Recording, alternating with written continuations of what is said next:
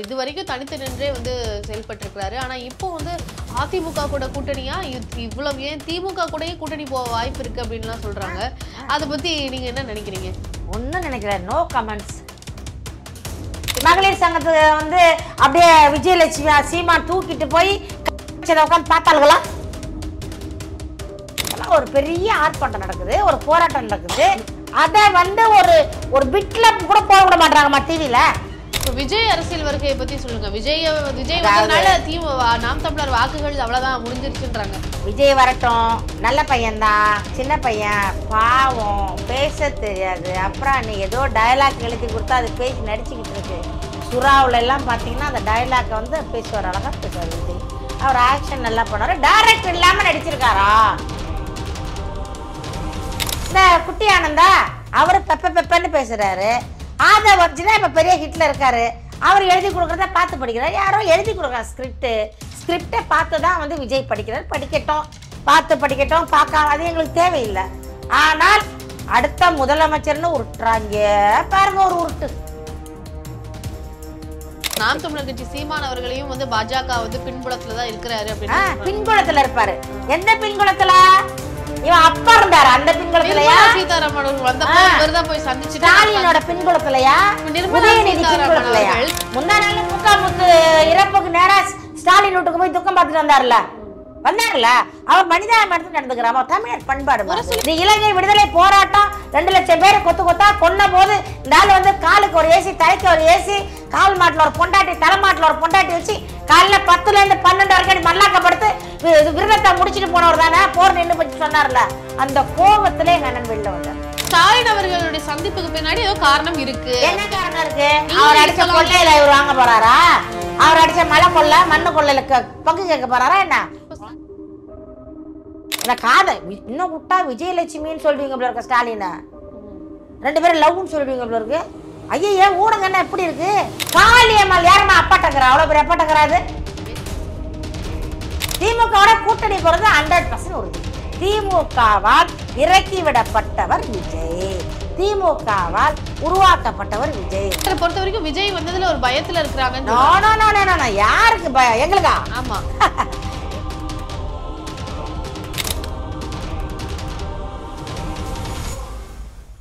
ஜாம்பவான் TV நேயர்களுக்கு வணக்கம். என்று நம்மோடு இணைந்திருக்கிறார் நாம் தமிழர் கட்சியின் மாநில கொள்கை பரப்பு செயலாளர் திரு வன்னை சுமதி அவர்கள். வணக்கம்.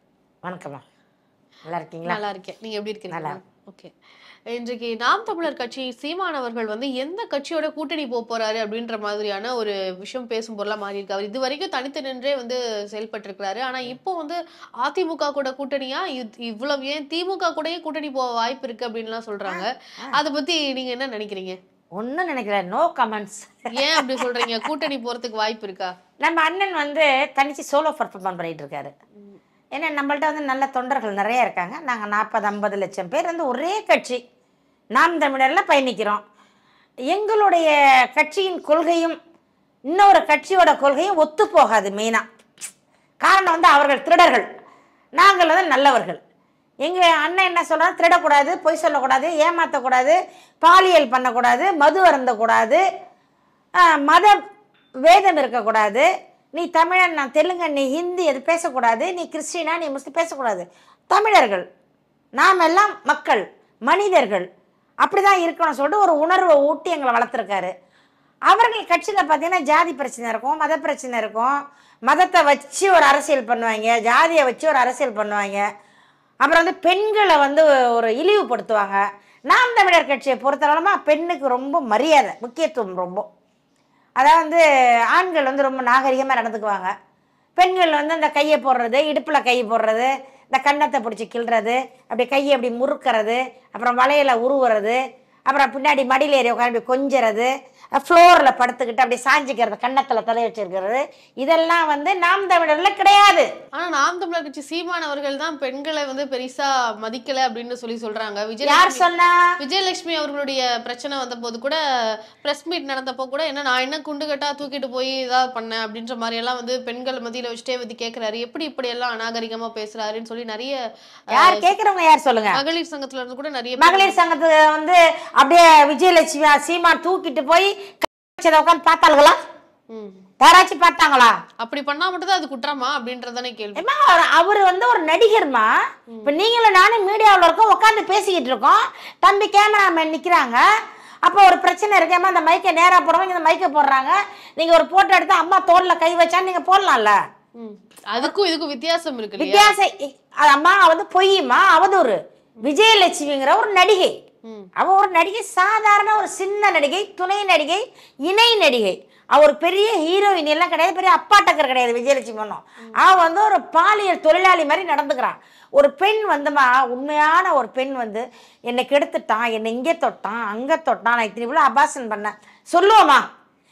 தமிழ் பெண்கள் வந்து கல்யாணமாய் தன் கணவனை கூட குழந்தை அபாசனம் பண்ணியிருப்பாங்க. இப்போ நான் கூட பண்ணியிருப்பேன். என் கணவருக்கு வந்து குழந்தை சின்னதாக இருக்கும், அடுத்து வந்துட்டா எங்கள் மாமியாரை கூட்டு போய் கூட பண்ணி விட்ருக்காங்க. அதை நம்ம வெளியில சொல்ல வைக்கப்படுவோம், அது தவறு. ஏன் வைக்கப்படணும்? எனக்கு இந்த மாதிரி அநியாயம் நடந்திருக்குன்னு அவங்க வந்து சொல்றாங்க. அநியாயம் நடந்தது பொய் வழக்குமா? திமுகவால சித்தரிக்கப்பட்ட வழக்கு. திமுக தான் வந்து நாம் தமிழர் கட்சி சீமான் அவர்களை வந்து விஜயலட்சுமி அவர்கள் கூட பழகுங்கன்னு சொன்னதா? பழக சொன்னா அவர் பழகலாமா? பழகிருப்பாருமா, அக்கா தங்கச்சியா பழகிருப்பாரு, நண்பியா பழகிருப்பாரு, காதலிச்சிருப்பாரு, எல்லாமே இருந்திருக்கலாம் ஒரு காலகட்டத்துல. உங்கள்கிட்ட நான் நட்பா இருப்பேன், உங்க பழக்க வழக்கம் பிடிக்கல, எனக்கு உங்க பேச்சு பிடிக்கல, உங்க பிஹேவியர் பிடிக்கல, உங்க கேரக்டர் பிடிக்கல, சோ நான் வந்து விட்டுறேன் உங்களை, அவ்வளவு எந்த சகஜம். அதாவது மனிதனாக பிறந்தவன் காதலிப்பான், மனிதனாக பிறந்தவனுக்கு ஆசை இருக்கும், பாசம் இருக்கும், காதல் இருக்கும், எல்லா உணர்வுகளும் இருந்தாதான் அவன் மனிதன். இல்லன்னா வந்து மனிதனுக்கு அப்பாற்பட்ட மிருகத்துக்கு சமமானவன். ஆனா முதல்ல எனக்கு அவங்க யாருன்னே தெரியாதுன்னு சொன்னாரு, அப்புறம் கொஞ்சம் தெரியும்னாரு, அப்புறம் ஆமான்னு சொன்னாரு. அப்படியே இல்லம்மா, அதெல்லாம் யார் சொன்னா? திமுக காரங்க தானே. இல்ல சீமான் அவர்கள் வந்து ஃபர்ஸ்ட் எனக்கு தெரியவே தெரியாதுன்னு தானே. ஆமா, அப்படிதானே. இது வந்து ஒரு நம்ம மேல ஒரு அசிங்கத்தை சுமத்த பொழுது எப்படி சொல்ல முடியும்? அவர் பண்ணதை சொன்னா அது அசிங்கம்னு எப்படி ஒத்துக்கிட்டு? யாரும் பாக்கலையே, பொய்யுமா அவதூறுமா? நிறைய காணொலிகள்ல வெளியிட்டாங்க. என்ன வெளியிட்ட? அவங்க தானமா விடுறாங்க. ப்ரூப் இருக்காமா? இவர் கட்டி பிடிச்சா மாதிரியோ முத்தம் கொடுத்தா மாதிரியோ, என்னடா அப்படி அம்மா பேச தப்பா நினைக்காதீங்க. நீங்க கேட்கிற கேள்வி என்ன கோவம் அடையுது. நீங்க பார்த்தாரு சொன்னாருங்கும் பொழுது எனக்கு கோவம் வருது. யார் பக்கத்துல இருந்து பார்த்தாங்களா? 2 பேரும் கட்டில ஒன்னா படுத்துற போட்டோ இருக்கா? 2 பேர் கட்டி பிடிச்சிருக்க மாதிரி போட்டோ இருக்கா? 2 பேரும் முத்தம் கொடுக்குற மாதிரி போட்டோ இருக்கா? இல்ல அபாசன் பண்ணப்ப அண்ணன் போய் சைன் போட்டாரா? அந்த பிள்ளைக்கு நான் தான் காரணம் சைன் போட்டாரா? என்ன மரத்தை 7 புள்ள அழிச்சேங்கிறால 7 பிள்ளைக்கு சீமான் போய் கையெழுத்து போட்டிருக்காரா? இல்ல, எவன் போட்டானா அவன் தான் காரணம். எவன் கையெழுத்து போட்டானோ, எவன் காசு கட்டானோ, எவன் ஜிபேல இருந்து காசு போயிருக்கு மருத்துவமனை செக் பண்ணுங்க, அப்ப தெரிஞ்சிட அந்த பிள்ளை எல்லாம் யாருக்குன்னு. அதாவதுமா, ஒரு பெண்கிற வந்து தன் மானத்தை வந்து விற்கிறவன். அவங்க கூட வெளியில சொல்ல மாட்டாங்கம்மா, தான் அபாஷன் பண்ண, என்னை இவர் கெடுத்தாரு, இப்படிலாம் இருந்து சொல்ல மாட்டாங்க. இது வந்து எப்படின்னாக்கா ஒரு அவதூறு சீமானுக்கு பரப்பணும். இப்ப வந்து அவங்க வெளியில வந்து சொன்னதுதான் பிரச்சனையா? என்னை வந்து ஏமாத்திட்டாருன்னு சொல்லி அவங்க நடந்த அநியாயத்தை சொன்னது ஒரு பிரச்சனை அப்படின்றது. எப்ப ஏமாத்தினாரு? எத்தனை ஏமாத்தினாரு? இருந்தாலா 15 வருஷமா எங்க போனா? இவர் விட்டு பெங்களூர்காரனை கல்யாணம் பண்ணால, அப்ப சீமான் எங்க போனாரு? லண்டன்ல போய் கல்யாணம் பண்ணாருல, அப்ப எங்க போனாரு சீமான்? டைரக்டரை கல்யாணம் பண்ணால, அப்ப எங்க போனாரு சீமான்? இதுக்கெல்லாம் எத்தனை பேர் பிசினஸ் மேல வச்சிருந்தால, எல்லாரு மேலேயும் வழக்கு போட்டிருக்கால, எல்லார்ட்டையும் பணம் வாங்கியிருக்கால, எல்லாத்தையும் வித்து தின்னவ மீண்டும் சீமான்ட்ட வர காரணம் என்ன? இல்ல மீண்டும் இல்ல, ஏற்கனவே போட்ட வழக்கு இப்ப விசாரணைக்கு வந்தது தானே. அப்படிதானே இப்பதானேமா. இப்போ ஒரு காதல்ங்கிறது என்ன தெரியுமாமா? காதல்ங்கிறது ஒருத்தரை விரும்பிட்டு சாகிற வரைக்கும் நினைச்சு வாழணும். அப்படியெல்லாம் இப்ப யாரும் காதலிக்கிறது இல்ல, விட்டுட்டு போயிடுறாங்க. இன்னொருத்தர கல்யாணம் பண்ணா முதல் காரை திருப்பி ஞாபகம் வருது. உன்னதான் நீ தான் கேரக்டர்ஸ் விட்டுட்டாரு அவரு, நீ மாறி போயிட்ட, இன்னொரு கை போயிட்ட, அப்புறம் விட்டுறணும். சரி, சீமான் அவர்களுடைய காதல் கதையெல்லாம் விட்டுறலாம். இப்போ வந்து அவருடைய விஜய் அவர்கள் வந்து அரசியலுக்கு வந்திருக்கிறாரு. நாம் தமிழர் கட்சி சீமான் அவர்களும் விஜய் அவர்களையும் ஒரே கோட்ல வச்சு பாக்குறாங்க இல்லையா? அதாவது இப்போ வந்து தமிழகத்துல மும்முனை போட்டி தான், ஒண்ணு திமுக கூட்டணி, அதிமுக கூட்டணி, இன்னொன்னு வந்து தாவேக்கா அப்படின்னு சொல்றாங்களே தவிர சீமான் அவர்கள் அப்படியே வந்து ஒண்ணுமே இல்லாத மாதிரி பேசுறாங்க இல்லையா? அதை பத்தி நீங்க என்ன நினைக்கிறீங்க? இத்தனைக்கும் ஒரு 8% வாக்கு வச்சிருக்காங்க. அதாவது இவர்கள் மண்டையில வந்து இவர் தான் உட்கார்ந்துருக்காரு, இவர் தான் மக்கள் மனசுல இருக்காரு. தமிழ்நாட்டில் அடுத்த முதலமைச்சர் சீமான் வந்துருவாரோன்ற பயம் தவிர்க்கிறார்கள். நீங்க இந்த ஊடகத்தெல்லாம் பாருங்க, எல்லாமே யாரோட ஊடகமா? யாரோட ஊடகம்? திமுக ஊடகம் தானே. திட்டமிட்டு புறக்கணிக்குது. எந்த ஊடகம் திமுக ஊடகம்? அப்படிலாம் எதுவும் இல்லையே. எல்லாமே அவங்க தானே ரைட்ரு, எல்லாம் அவங்க தானே கட்டிங்க வாங்குறது. மீடியா ஃபுல்லா அவங்க தான் சேட்டலைட் வச்சிருக்காங்க. சன் நெட்வொர்க் தானே எல்லாத்துலயும் இருக்கு. எல்லா டிவியும் வந்து அந்த அவங்க தான் அந்த குடும்பம் அக்கா பிள்ளை தம்பி பிள்ளை எல்லாம் பார்ட்னர்ஷிப். அவங்க தான் வெளிநாடுகளில் இருக்கிறதெல்லாம் அவங்க தான் எல்லாத்தையும் அடித்து பிடிக்கிட்டாங்க. இப்போ என்ன பண்ணுறாங்கன்னா மிரட்டல், இது போடக்கூடாது. ஏன்னா ஒரு பெரிய ஆர்ப்பாட்டம் நடக்குது, ஒரு போராட்டம் நடக்குது, அதை வந்து ஒரு பிட்டில் கூட போட விட மாட்டாங்கம்மா டிவியில்.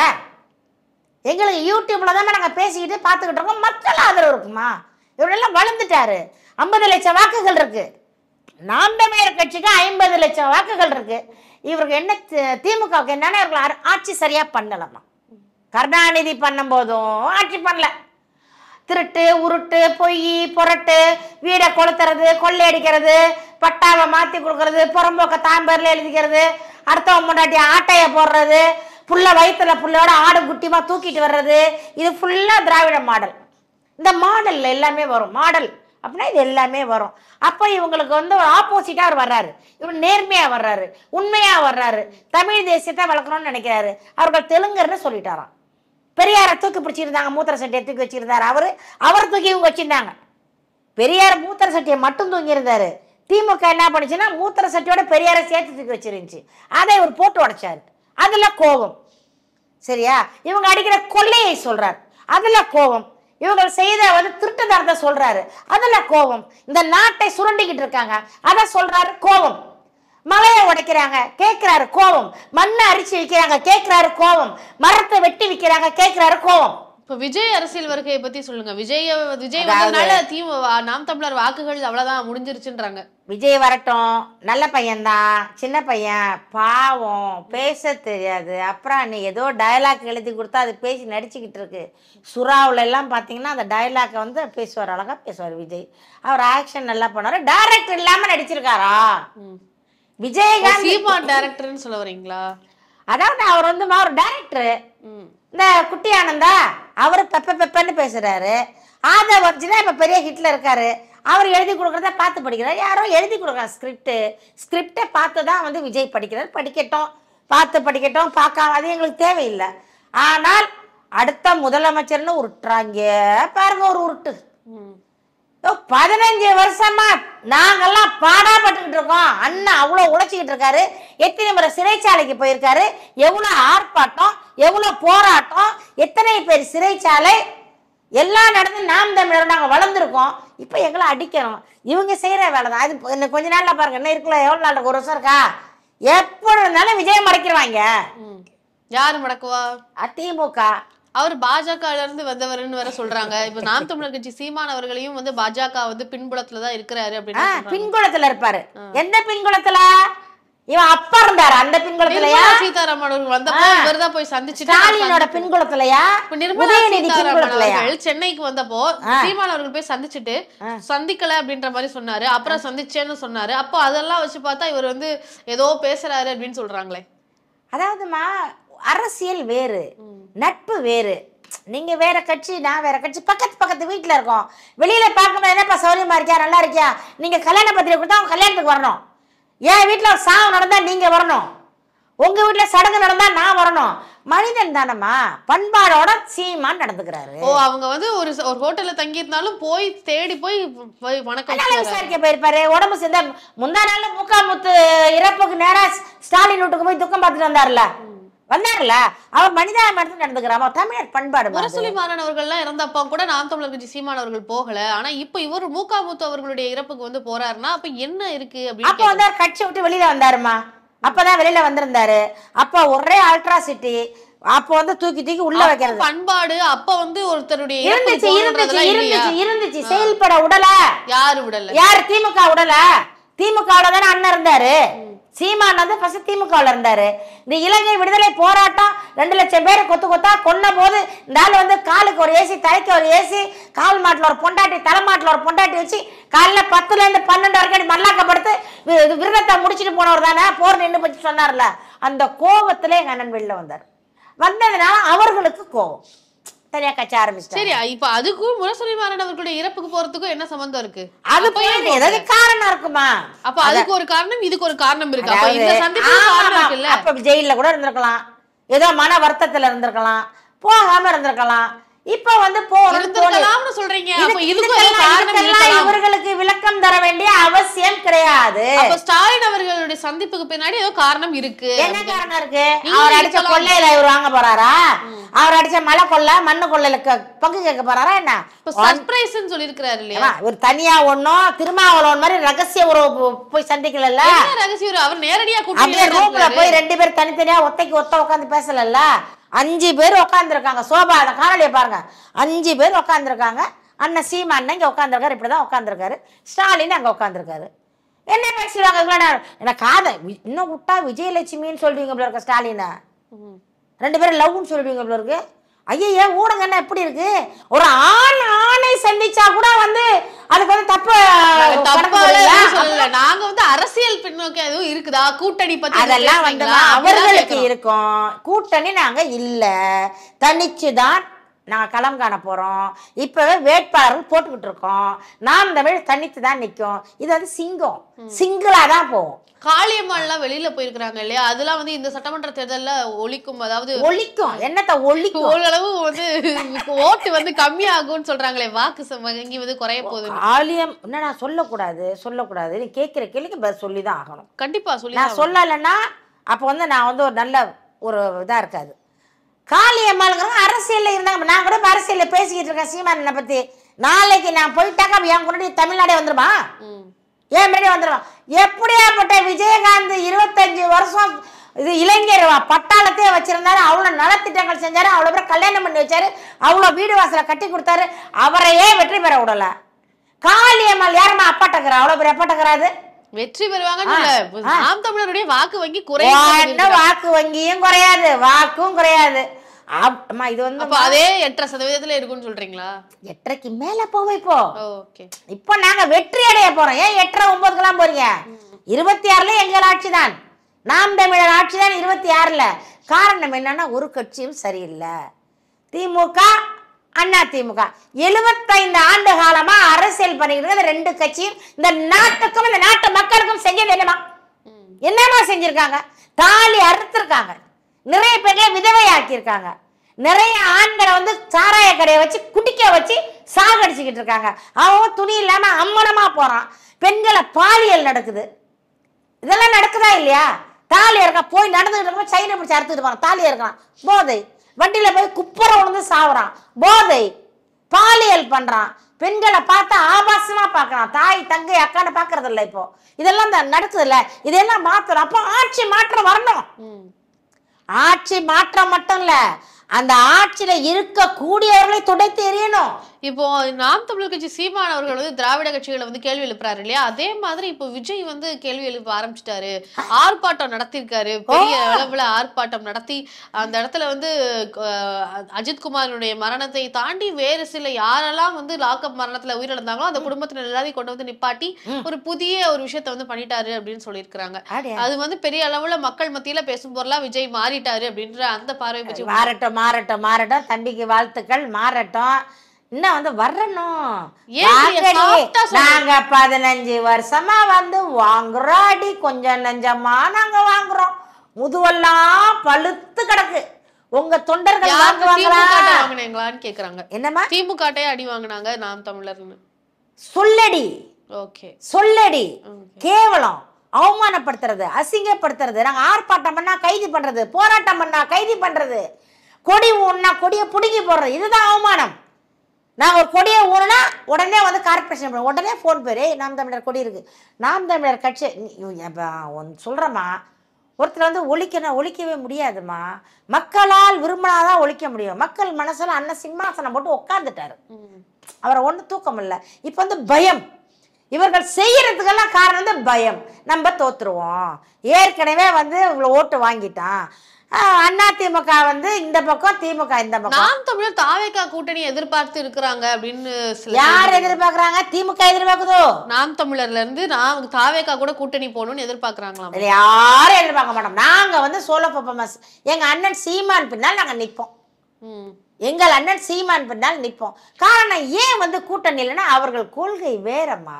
இப்போ ஈரோடுல இடைத்தேர்தலில் நின்னார் இல்லையா? ஒரு வெற்றி பெற முடியல. அதே நிலைமைதான் சட்டமன்ற தேர்தலையும் நடக்க போகுது. டெபாசிட் இழக்க போறாங்கன்னு சொல்றாங்க. அதாவது நாங்கள் வந்து உண்மையிலேயே வாக்கு கேட்டு போனோம். அது என்ன ஊர் சொன்னீங்க? ஈரோடு. ஈரோடு வந்து அவர்கள் ரோடாயிடுச்சு. பார்த்தீங்கன்னா பொம்பளைக்கு முறவாசல் செஞ்சாங்க. உண்மையாக பொய்யா? துணி துவைச்சி கொடுத்தாங்க. பாத்ரூமில் அந்த அம்மா குளிக்குது. கீழே கேட்குறாங்க, எங்கம்மா அந்த அம்மா? கொண்டு போய் வேனில் ஏற்றணும். அந்த அம்மா குளிக்குது. குளிச்சுட்டு முடிக்கிற வரைக்கும் உட்காந்துருந்தாங்க. உட்காந்து இந்த ஆடு மாடு ஏற்றுற வேனில் ஏற்றி கொண்டு போய் மாட்டு கொட்டல் கொட்டலில் அடைச்சி உள்ள 4 பக்கம் டிவி விடாங்க. பார்த்தோம் போய் 4 பக்கம் டிவி வச்சு. பார்த்ததுனாலதான் தோத்துட்டீங்களோ? நீங்க செய்யலையோ? இல்ல, இதெல்லாம் செஞ்சு மக்களை மூளை செலவை பண்ணி பயமுறுத்தி உங்களுக்கு வீடு தர்றோம், உங்களுக்கு நிலம் தர்றோம், உங்களுக்கு வந்து வேலை தர்றோம், மக்களை வந்து அவங்களோட ஏழ்மையையும் அவங்களோட வறுமையையும் இல்லாமையையும் அறியாமையையும் பயன்படுத்தி அவர்களை ஏமாற்றி வாங்கிய வாக்குதான். அப்ப நாம் தமிழர் கட்சி ஒரு விழிப்புணர்வு ஏற்படுத்திக்க வேண்டியதானே? அதுல தோல்வி அடைஞ்சிட்டீங்கன்னா ஒத்துக்கலாமா? விழிப்புணர்வு இல்லாம நாங்க வந்து காசு கொடுக்க மாட்டோம். நாங்க வந்து உண்மையை சொல்றோம். உண்மையை ஏத்து கொண்டவர்கள் எங்களோட இருக்காங்கல்ல.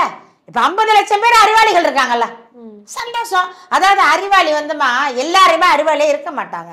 ஒரு 100 பேர்ல நல்லா சிந்திக்கிறவன் ஒருத்தர் இருப்பான், 90% சிந்திக்கிறவன் ஒருத்தர் இருப்பான், 10% சிந்திக்கிறவன் 4 பேர் இருப்பான், ஒண்ணுமே சிந்திக்கவனா போடா எனக்கு என்ன தூங்குறவன் 50 பேர் இருப்பான். இதுல வந்து யார் வேணா எந்த கேட்டகரி வேணா இருந்துக்கிட்டோம். நாங்க வந்து இழுக்க மாட்டோம். அவர்களை பணம் கொடுத்தாங்கம்மா. ஞாயிற்றுக்கிழமைனா 1/2 கிலோ ஆட்டுக்கறி, 1 கிலோ கோழிக்கறி, அரிசி 25 மூட்டை வந்துச்சா இல்லையா? 25 கிலோ அரிசி மூட்டை வாரம் ஒரு அரிசி. நாங்க பார்த்தோம். ஆதாரம் இருக்கா? போட்டோ வச்சிருக்கீங்களா? எல்லாமே இருக்கு. போட்டோ தான் எடுத்து மீடியாவிலே வந்துச்சா? எல்லாம் எடுத்து காவல்துறை அங்கங்க நாம் தமிழர் கட்சி வாக்கு கேட்க உள்ளேயே உடல. நாங்க ஒரு 50 பேர் போனா உடனே அங்க காவல்துறை சீமானவர்கள் எல்லாருமே வந்து பிரச்சாரத்துக்கு போனாங்களே, அதெல்லாம் மண்டையெல்லாம் உடைச்சானுங்க, வந்து அடிச்சாங்க. அப்படி நடந்து போகும்போதே உள்ள வந்து பாஞ்சானுங்க, தண்ணி அடிச்சுட்டு பிரச்சனை பண்ணாங்க. திமுக கட்சி தான் பண்ணுச்சு. எவ்வளவு பெரிய பிரச்சனை, போலீஸ் கேஸ் எல்லாம் வச்சுனாங்க. நாங்க இருக்கிறோம் அங்கதான். அப்புறம் நாங்க வாக்கு கேட்டு போனாக்கா உடனே அங்கதான் வருவாங்க. நாங்க வரணும். அப்படியே சவால் இருக்கும்போது சட்டமன்ற தேர்தலை எப்படி எதிர்கொள்ள போறீங்க? அம்மா, ஒரு போராளி வந்து போராடித்தான் வெல்லணும். ஈஸியா கிடைச்சிட்டா. நீங்க அந்த இடை தேர்தலை வந்து நீங்க போராடணும். பணம் ஜெயிச்சிருச்சுமா. மக்களோட ஏழ்மையை வந்து அங்க பயன்படுத்திட்டாங்கன்னு சொல்றமா. வீட்டுக்கு வடை சுட்டானுங்கம்மா, வீட்டுக்கு தோசை சுட்டானுங்கம்மா, பெண்களை கடத்திட்டு போய் பட்டியல அடைச்சு வச்சிருந்தானுங்கம்மா. பூரா கிளவி வாசல்ல உட்காந்துருக்கு. யார்கிட்ட ஓட்டு கேட்கறது? நாங்க பூட்டு தொங்கும் கீழே. போயிட்டம்மா யாரும் இல்லையா? எல்லாரையும் காலையில ஆடு மாடி மாதிரி பத்திட்டு போயிட்டாங்க. எல்லாம் இனிமேல் ராத்திரிக்கு தான் வரும். பேர புள்ள 3 மாசம் புள்ள, அதையும் தூக்கிட்டு தொட்டி கட்ட துணியும் கொண்டு போயிட்டாய மருமவ. என்ன பண்ண இந்த பயலுவோ இந்த மாதிரி பண்றானுவோ அப்படின்னா அந்த ஊருக்காரமா சொன்னது எங்களுக்கு காதில் விழுந்தது இல்ல. நின்று கேட்டோம்ல, நாங்க யார்கிட்ட வாக்கு கேட்கறது?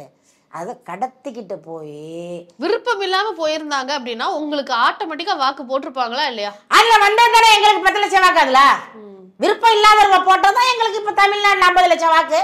50. நான் கேக்குறது ஈரோடு இடைத்தேர்தல். ஈரோடுல எவ்வளவு வாக்கு வாங்கணும்? வாங்கின வாக்குகள் உண்மையான வாக்கு, பணத்தை எதிர்பார்க்காத வாக்குகள், உண்மையான வாக்கு, ஊழலுக்கு பணியாத வாக்கு, மிரட்டலுக்கு அடிபணியாத வாக்குகள், கோழிக்கறியும் ஆட்டுக்கறியும் வாங்காத வாக்குகள், 25 கிலோ அரிசி வாங்காத. பரவாயில்லம்மா. 50 பேர் ஒரு கூட்டத்துல நிக்கும் பொழுது ரொம்ப தூய்மையானவன் யாருன்னு கிடையாது. எத்தனை பேர் கை தூக்குவான்? ஒருத்தன் இப்படி தூக்குவான், ஒருத்தன் இப்படி தூக்குவான், ஒருத்தன் தூக்குவான் வேகமா. அவன் உண்மையானவன். அந்த மாதிரி தூக்கணும்னா எங்களோட நிக்கிறான். அப்படி தூக்கணும் பாருங்க, அப்படி தூக்கணும் பாருங்க, அவன் தான் எங்களோட நிக்கிறான். இந்த இப்படி செஞ்சுட்டு இப்படி செஞ்சா பாருங்க, அவன் கூட அங்க இருக்கான். அப்படியே பயந்து நடுக்கிறான், அவன்லாம் அங்க இருக்கான். அதான் அந்த விஜய் வர்றாரு, முதலமைச்சர் வர்றன்னு சொன்னீங்க. விஜய்க்கு வந்து இன்னும் கொஞ்சம் பேசணுமா, இன்னும் செயல்படணும். இன்னும் களத்துல வந்து எல்லாம் சின்ன சின்ன பிள்ளைங்க, சின்ன சின்ன வந்து அரசியல் புரியலை. அந்த ஒரு 2 வயசுல வீண ஏதோ ஒரு பொண்ணு ஒன்று வந்துச்சுன்னு நினைக்கிறேன். அது வந்து 3 நாள் இங்கே இருந்துச்சு, 4ஆம் நாள் அங்கே போயிடுச்சு திமுகவுக்கு. அவங்க காசு கொடுத்தா அவங்க வாங்கிடுவாங்க. இன்னும் கொஞ்ச நாளில் விஜயை வாங்கிடுவாங்க. திமுகவோட கூட்டணி போகிறது 100% உறுதி. திமுகவால் இறக்கிவிடப்பட்டவர் விஜய், திமுகவால் உருவாக்கப்பட்டவர் விஜய். அவர் உருவாகலைன்னாலும் அவர் தனிச்சு நின்னாலும் அவரோட மிரட்டி பணிய வச்சிருவாங்க. திமுகவோட வாக்குகள் விஜய்க்கு போறதுக்கு எதுக்கு திமுக வேற ஒருத்தரை உருவாக்கி அங்க நிக்க வைக்கணும்ன்றதானே. திமுக வாக்குகள் ஏன் விஜய்க்கு போகுது? விஜய்க்கு வந்து இளைஞர்களே அந்த கூட்டர்கள், அப்ப நாம் தமிழர் இளைஞர் அப்படி அப்படி போச்சு அப்படின்னா திமுகவுக்கு அது லாஸ்ட் தானே. தனக்கு வர வேண்டிய வாக்குகள் விஜய்க்கு போகுது அப்படின்னு எப்படி விடுவாங்க? அதை அதுக்குதான் விஜய் கூட்டணி வச்சுக்குவாங்க. அவர்தான் உருவாக்கினாருன்னு. என்கிட்ட இருக்க பொருள் உங்கள்கிட்ட வருது, உங்களே இழுத்தாந்துட்டா பொருளோட நீங்களும் வந்துருவீங்கல்ல. ஏன் விடணும்? அப்படிதான்.